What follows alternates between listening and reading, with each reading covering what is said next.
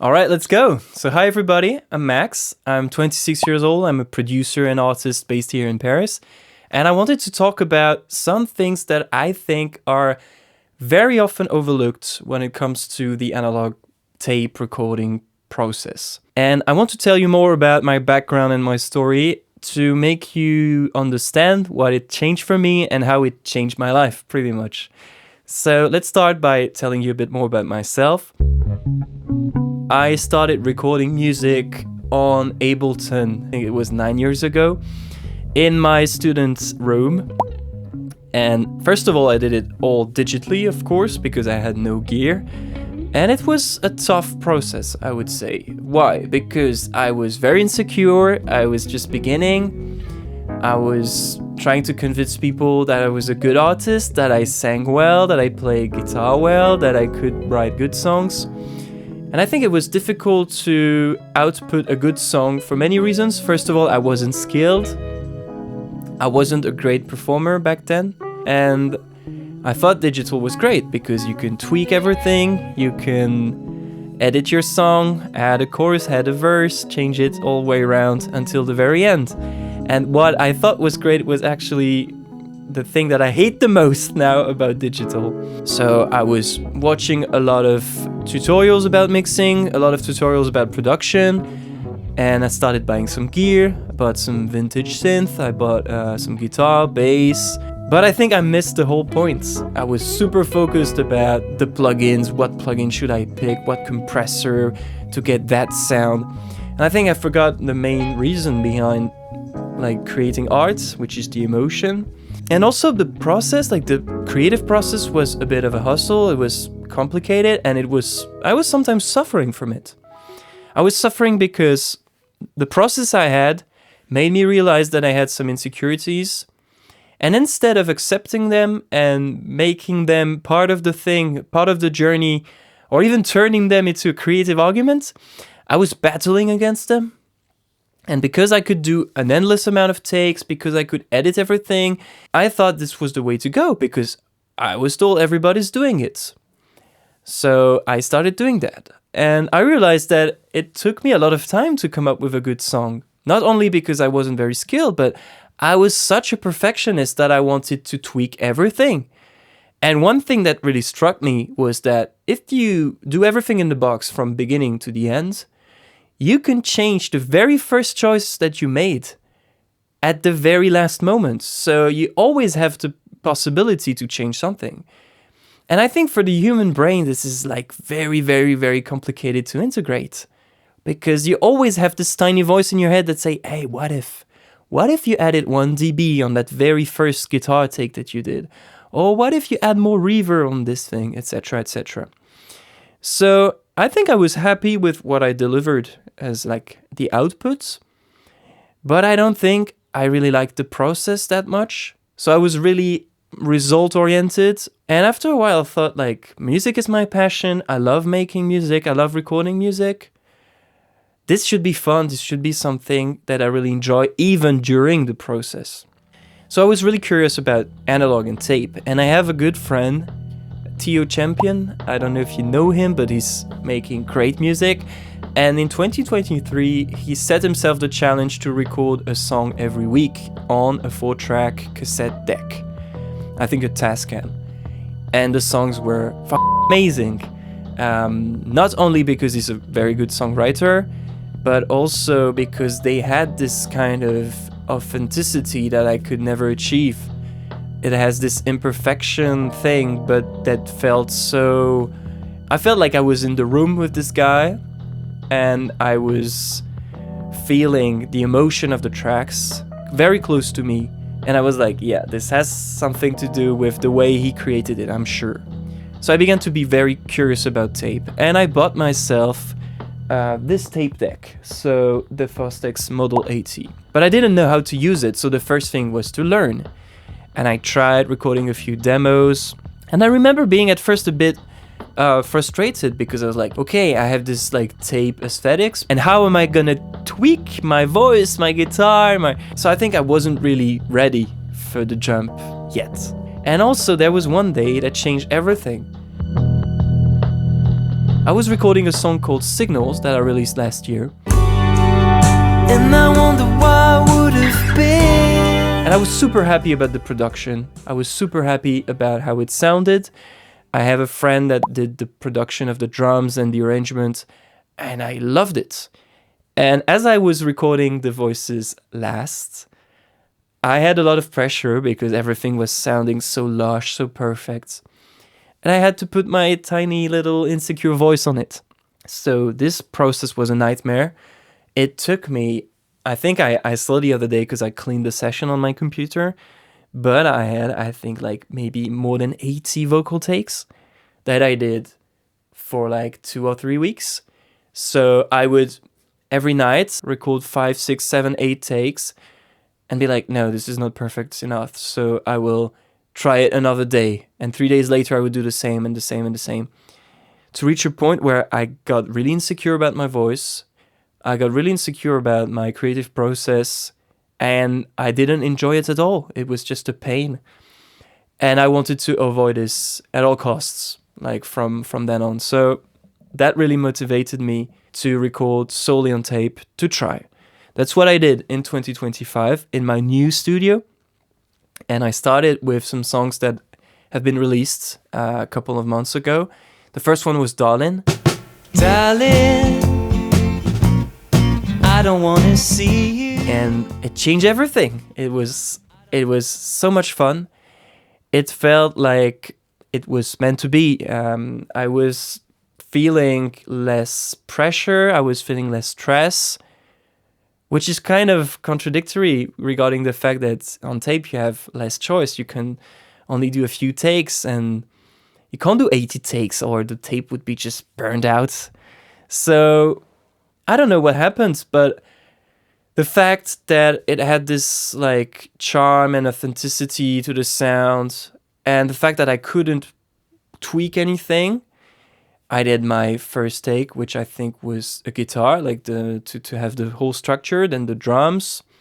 And I was listening to everything all together, so I didn't see all the tiny mistakes. Whereas on the DAW, you record one track, you solo it, you modify everything, so it's perfect. So the next track has to cope with this level of perfection and so on and so on. So you get into a trap. You get trapped into this perfection hole. So now I had less possibility to tweak it, so I was happy about the sound. It had some imperfections, but as I was stacking the tracks, it was sounding great. And when it came to the vocals, so I had my bounce, I did my bounces, I did the harmonies, and when I did my vocal, I don't know, something happened, something clicked. I think I did maybe 2 or 3 takes. It was so different from Signals. It just appeared way easier than it was before. So it was very interesting. And actually, recording to tape made me learn a few lessons that I wanted to share today.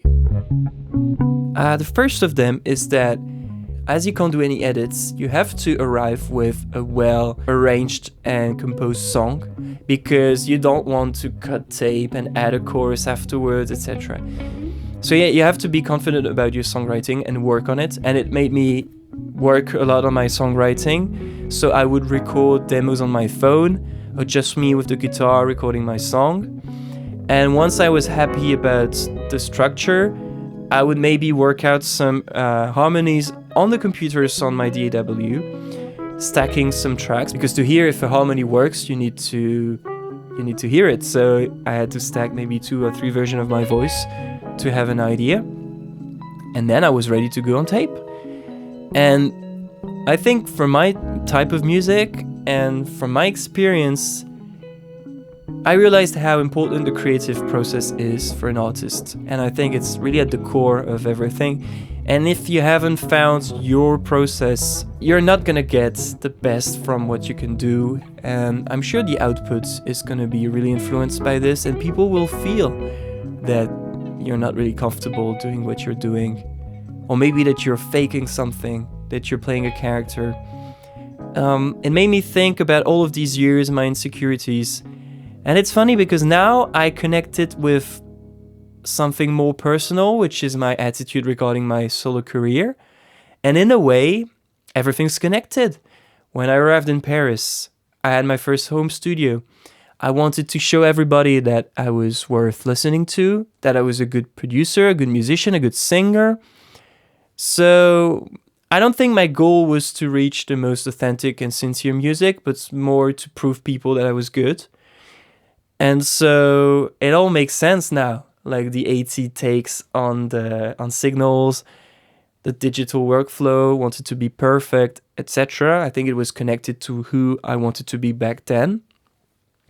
And recently I've done with my fellow guitarist and singer Dorian, who is a very, very talented musician.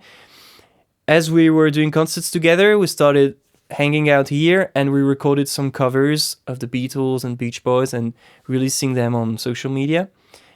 And it was amazing because I could just put one ribbon microphone in the room, put it directly to tape, no edits at all. I would just put it in on Ableton, put a tiny reverb and maybe a limiter to like master it in a way. And the very same day I would post a video. And I felt way more connected to my creative process because I was cutting a lot of annoying moments in the process that I didn't like, that were reviving some insecurities, some demons. I have to tell you an anecdote, but even while doing my songs solely on tape, I think it was Darling, so the first one I did, you know, like I was recording everything on tape. I was doing my mix on this deck. It's analog, so that means you can't recall it. So once you have your perfect mix, you load it onto the computer, and then you have another session, you're going to tweak the buttons. And as you know that it's such an effort to like go back to the sound that you had, you're not doing it because you're like, yeah, it was good enough. All right, let's go. So I have my final mix. I'm loading it onto the computer to do like the final master to send to the platform. And then again, perfectionist Max comes back and wants the master to be perfect, to sound perfect on every kind of speaker or phone or whatever. So every time I had the opportunity to change things digitally, I would, because it's like my old demons coming back. And I think I did 10 versions of Darlin mastering, which is completely stupid. I think the differences between V9 and V10 is probably half a dB at 100 Hz, something like this. Something I would have never done during the mixing process because I had to do it, save it, and then it's gone. Because I'm doing another session, I'm changing the buttons. It's gone forever. So it's very, very interesting. And I think this is something that is very often overlooked, talking about tape. I've seen the other videos on YouTube. People are talking about the sound. They're comparing a like very high-end 24-track tape deck and a 24-track Pro Tools and talking about the sound. And of course it's interesting to talk about the sound, but I think tape has a much broader impact on things that are not quantifiable, things that you can't touch. It's just also part of your mental process. So it's very, very challenging and interesting. And I wanted to share this with you today. And all of this made me think about what I want to do for the coming year and for the future. So I have some other tracks that I recorded solely on tape, especially one that I'm really, really proud of that will come out, I think, in the coming weeks or month. And also I want to continue doing like shorter formats with this one mic technique because I'm really amazed at the sound I can get with only one microphone. 2 guitars, 2 voices, it just sounds great. And I'm gonna continue these formats. We're actually in the process of making an EP with Dorian. Last week we recorded a song. So the day before he came to the studio, we wrote the song on paper. And then the next day we recorded it using the one mic technique on tape. And we filmed the actual take. And then I just put some reverb and like a mastering plugin, and then it was done. I'm not gonna touch it anymore. And the whole song was done in less than 24 hours. And I think it's really inspiring because in this short period of time, you don't have time to reach this kind of mental, self-aware look on your creation and be like, oh, this is imperfect. Oh, I'm singing off key at this moment, or oh, the guitar is a bit too loud at this moment. I experienced it because I was listening to the master in the metro. And I realized some problems, and I was like, yeah, but I can't change it. It's done. The master is done. I can't change it anymore. And I really think this version is better than the one I would have done if I had the 4 different tracks on a Pro Tools I could have EQ'd to sound perfectly, because it would have lacked the charm and the imperfection and the spontaneousness of the recording and the song that was done in less than 24 hours. So that's it. I'm not gonna talk anymore. It's been a long video for a first one. But yeah, let me know your thoughts in the comments. I'd be really happy to hear from you guys. And also let me know if you want to see other videos like this one. And see you next time. Bye bye.